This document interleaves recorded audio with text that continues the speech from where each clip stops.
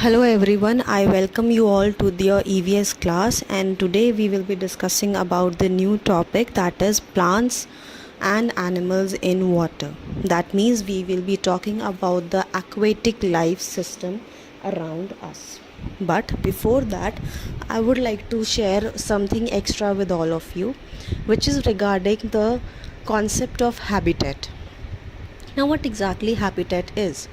Habitat is basically an area where a particular individual or a particular organism will going to live. So, if we say that a particular organism is living on land, then the habitat of that organism is land. If a particular organism is living on water, then the habitat of that organism is water. So, on the basis of this thing, we have 2 or 3 types of categories where we actually see that which are the different habitats which are followed, or you can say used, by different organisms around us. The very first of that is the aquatic life cycle or aquatic habitat. And the organisms which are actually living in water are considered as aquatic organisms. Why? Because they are using water as their habitat. For example, turtle, whale, some other fishes, and many more such examples are there. On the other hand, the next category is the ones which live on land. What they are known as terrestrial organisms. Why so? Because they are living on land.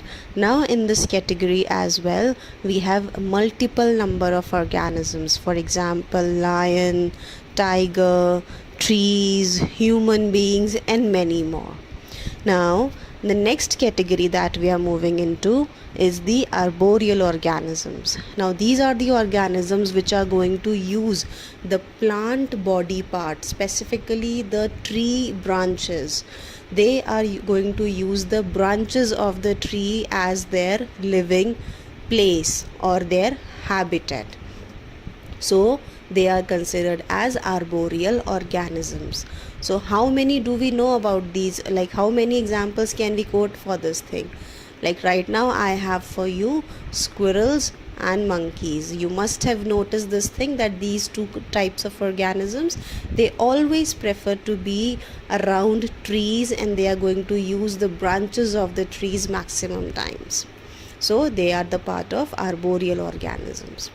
On the other hand, the next category that we have is basically the aerial organisms. The organisms which live, or you can say which spend most of their time in the air. Now you will be thinking about many birds around you, but apart from birds, let's not forget the insects.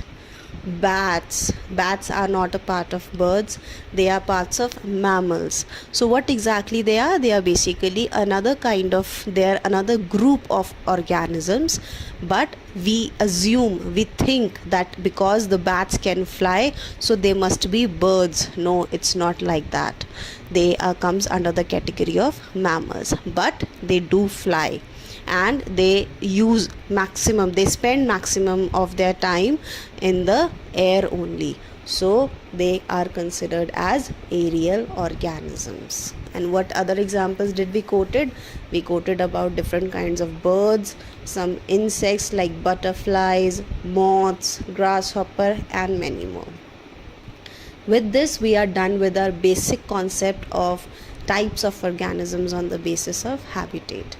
Now the next topic that we have to look into is the types of aquatic plants. Now what they are basically, they are the different kinds of plants which we will observe underwater, or whenever we are going to look into any water body. The very first category of this particular type of plants are free floating plants.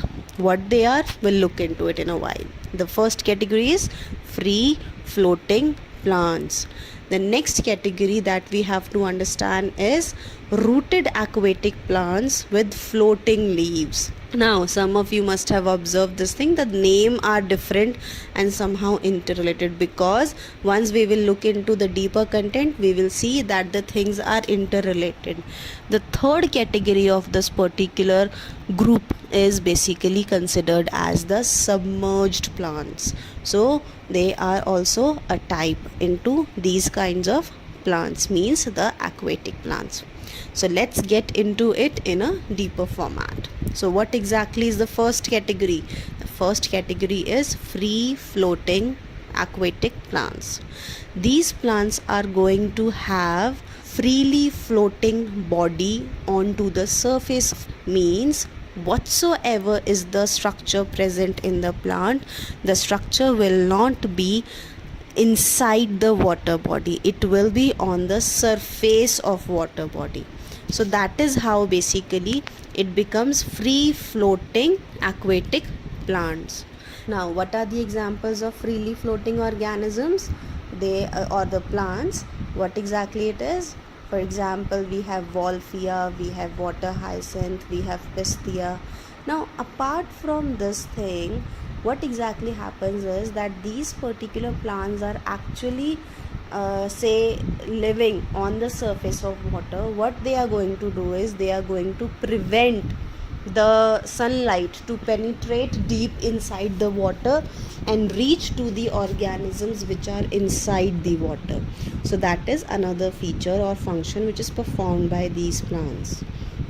Now, apart from this thing, these kind of plants are going to have spongy structures, spongy stems, so that they can have lots and lots of air on into air themselves, so that they become lighter in weight and they become what? They become floating. That is why they comes under the category of freely floating organisms.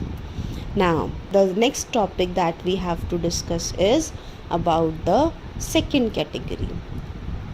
The second category now we have, that is rooted aquatic plants with floating leaves. Now, these particular plants are the plants where the root is available and they will be attached to the bottom of the water body, but their leaves will be coming onto the surface. Why they would be coming like that?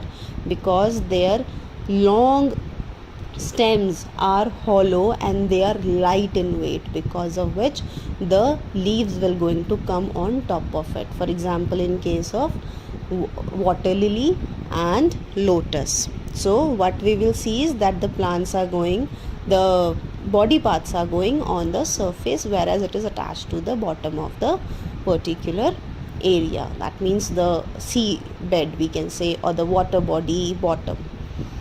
Now, another feature about these particular kinds of plants is that they are going to have broad leaves, because of which what will happen, the small birds can use it for nesting purposes. Another important aspect about them is that they are going to have oily surfaces. This way what happens, that the leaf will going to become waterproof and it will not going to keep on holding the water onto itself. Now, the third category that we have to discuss is the submerged plants. These are the plants which will going to remain inside the water and they are going to have thin and ribbon-like leaves, so that they do not create any sort of resistance to the flowing water.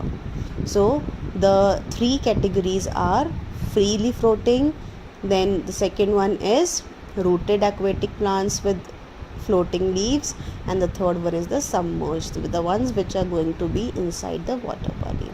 Now, there's a specific kind of aquatic plants we need to look into, that is weeds. These are basically the plants which are not desired, or you can say they are unwanted plants. Why they are so? Because they are not grown purposefully. They grow on their own by taking the nutrition and sunlight from the water, and what they do is they affect the aquatic life and sometimes they even kill them. For example, in case of water hyacinth, which is also known as the terror of Bengal. Now, because these weeds have a tendency of growing at a large scale into large areas, what happens is that it will going to affect the navigation of the aquatic organisms as well. How? By creating blockage. So with this we are done with our first video of the second chapter that we have discussed, that is plants and animals in the water. Now I hope that you all are learning well, so keep doing like that only.